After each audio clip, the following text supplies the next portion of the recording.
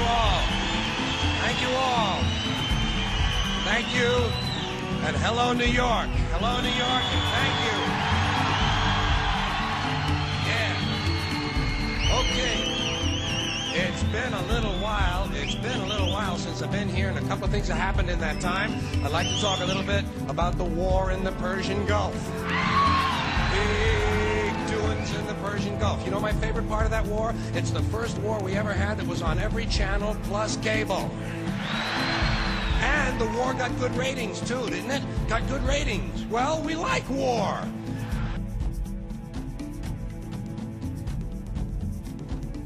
Now, you probably noticed I don't feel about that war the way we were told we were supposed to feel about that war, the way we were ordered and instructed by the United States government to feel about that war. You see, I tell you, my mind doesn't work that way. I got this real moron thing I do. It's called thinking. And I'm not a very good American because I like to form my own opinions. I don't just roll over when I'm told to. Sad to say, most Americans just roll over on command. Not me. I have certain rules I live by. My first rule, I don't believe anything the government tells me. Nothing. Zero. Nope. And I don't take very seriously the media or the press in this country, who in the case of the Persian Gulf War were nothing more than unpaid employees of the Department of Defense, and who most of the time function as kind of an unofficial public relations agency for the United States government. So I don't listen to them. I don't really believe in my country. And I gotta tell you folks, I don't get all choked up about yellow ribbons and American flags.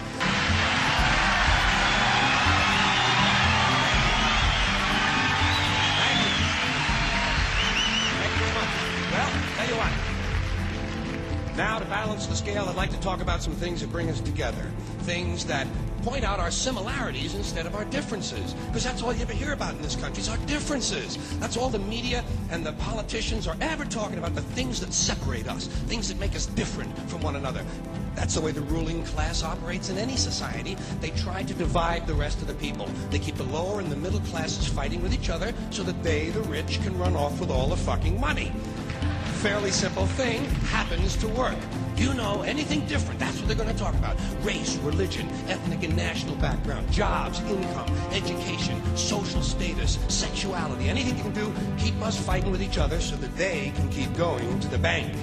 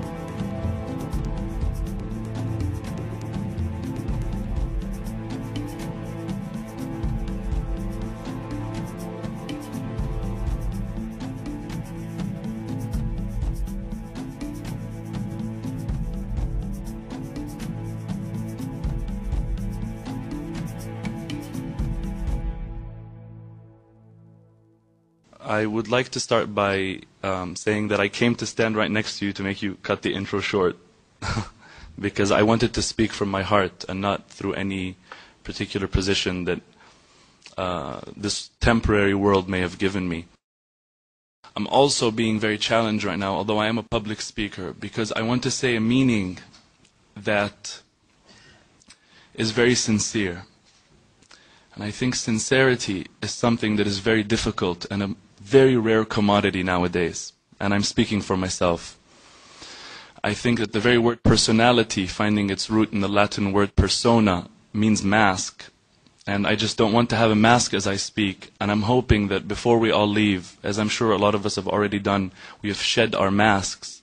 And we've truly looked at each other's faces, trying to genuinely understand what each of us on the other side truly represents. I would like to read a verse from the Quran in personal pursuit of inspiration for what it is I would like to say in the following maybe 2 or 3 minutes. If you allow me to, those who believe in the Quran are going to listen to it, seeing what Allah, the Creator, is saying to them. But those who don't be offended. I'm not patronizing you. Just listen to it in whatever way, shape, or form you would like to listen to it in. أعوذ بالله من الشيطان الرجيم. يا أيها الناس إنا خلقناكم من ذكر وأنثى وجعلناكم شعوبا وقبائل لتعارفوا إن أكرمكم عند الله أتقاكم إن الله عليم خبير.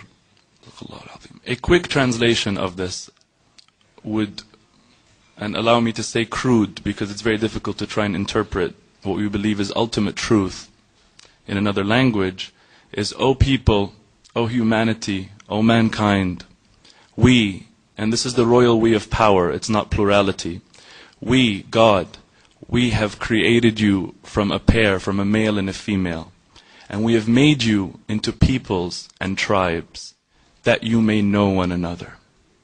That you may know one another. I think that I would like to leave it off saying that to me, in this context, Allah, God, is, if I'm allowed to say, synonymous in this context with truth, beauty, and justice, and the sovereign good. And I think that everybody here, in one way or the other, and I've met pretty much everyone here, I think that everybody here believes that there is something true. You wouldn't be here if you believed that nothing can be true. And that there is something beautiful, one way or the other, again. And that there is something good, because everybody here has good in them. And that there is justice. But the only difference between us is how we define, respectively, justice, truth, beauty, and good. So, let me just tell you that, wallahi, by Allah, I swear to you, it's all semantics. And if we sit down enough and talk, we will understand one another. Ultimately, everybody will see what is destined for him or her to see.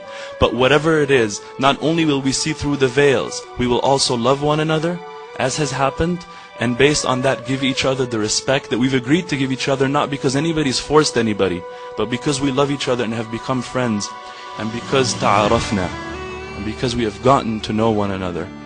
I think, as Shaykh al-Buti, may Allah bless him, said, رُبَّ ضَرَّةٍ نَافِعَةٍ, that perhaps a harmful thing can bring out benefit. I think there's a lot of benefit that has come out of this, and I'm very happy to live in this world, in this time, to experience this amazing human possibility of ta'aruf, of knowing one another and recognizing the common ground between us. We all have a common denominator.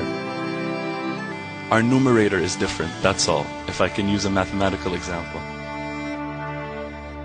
May we all, in hope, for those who are religious, I say a prayer, and for those who are not, let's just say we hope, we look forward to understanding more deeply what truth is in whatever way we believe it to be, living a life of beauty, living a life of justice, living a life of good, and therefore living a life of harmony, and therefore having serenity in our hearts, not living in agitation. May none of us ever be a source of agitation for the other ever again. I thank you very much for listening, and I apologize for taking too long.